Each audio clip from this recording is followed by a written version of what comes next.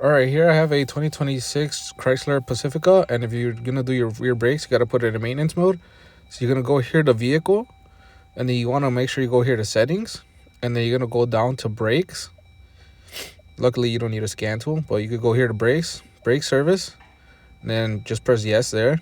And then what you're gonna hear is the rear brakes are gonna start to retract, the motor is, and then this light here is gonna start flashing.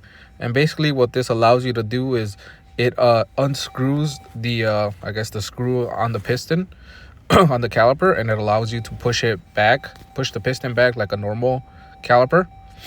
And then what you can do is you can turn off your car, do your brake job, and then to reset it, all you gotta do is turn the car back on, press your brake pedal, and then set your parking brake like I was doing here.